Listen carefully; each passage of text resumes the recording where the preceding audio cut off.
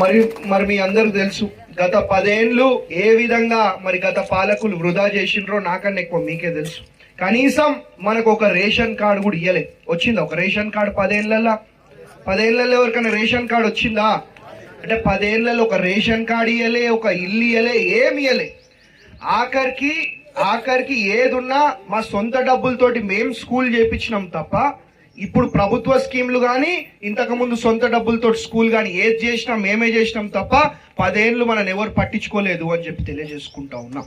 కాబట్టి ఇవాళ ఒకటే విషయం చెప్తా ఉన్నాను తల్లి, ఏదున్నా మనది ప్రజల ప్రభుత్వము, ప్రజాపాలన, ఇంద్రమ్మ రాజ్యం. అంటే మన ఏ ఊరికి పోయినా మనకు కనిపించేది ఇంద్రమ్మ ఇల్లులు తప్ప ఒక డబుల్ బెడ్రూమ్ ఇల్లు కూడా కనిపిస్తుందా ఒక డబుల్ బెడ్రూమ్ ఇల్లు అన్న? అంటే మనం గెలిచి సంవత్సరం కూడా అయితలేదు. సంవత్సరం కూడా కాకముందే మన రామాయణపేటకి మరి మన పిల్లలు మంచిగా చదువుకోవాలని చెప్పి బ్రహ్మాండంగా మరి 100 కోట్లతోటి పెద్ద స్కూల్ కూడా ఏర్పాటు చేస్తా ఉన్నాం. తెలుసా మీ అందరికి ఇది? అంటే ఇది సంవత్సరం కూడా కాకముందే. వీళ్ళు ఏంటంటే ఎన్నికలు రాగానే ఒక 4 ముచ్చట్లు చెప్పాలా, 4 మాటలు చెప్పాలా, 4 పనికిరాని ముచ్చట్లు చెప్పి గాయబ్ అయిపోవాలా.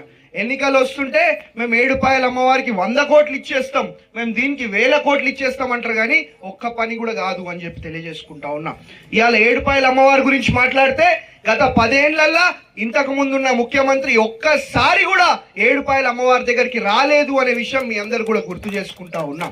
అదే మనం గెలిచిన సంవత్సరం లోపలనే మన ముఖ్యమంత్రి గారిని తెచ్చుకొని బ్రహ్మాండంగా మరి ఏడుపాయల అమ్మవారి ఆలయాన్ని, మన మెదక్ చర్చిని, మన మెదక్ నియోజకవర్గాన్ని 750 కోట్లు పెట్టి మరి అభివృద్ధి చేసుకుంటా ఉన్నాము అని చెప్పి కూడా మీ అందరు కూడా తెలియజేసుకుంటా ఉన్నాం.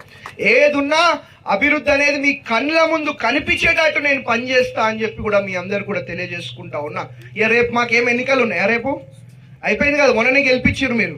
ఇంకో 4 ఏళ్ల దాకా నాకు ఎన్నికలు లేవు. మీకేదో మాయ మాటలు చెప్పి మోసపు మాటలు చెప్తే నాకు వచ్చేది ఏం లేదు. మీరు ఆ రోజు నన్ను సాదుకుంటా అన్నారు, నన్ను ఒక బిడ్డలాగా, మీ ఇంట్లో కొడుకులాగా, ఒక మన్మడిలాగా మరి మీరు నన్ను సాదుకొని గెలిపించడం జరిగింది. కాబట్టి ఏదున్నా మీకోసం, మీ కష్టాలు, మీ సమస్యలు తీర్చే విధంగా పనిచేస్తాం తప్ప మాకు ఇంకో ఉద్దేశం లేదు అని చెప్పి మీ అందరూ కూడా తెలియజేసుకుంటా ఉన్నా.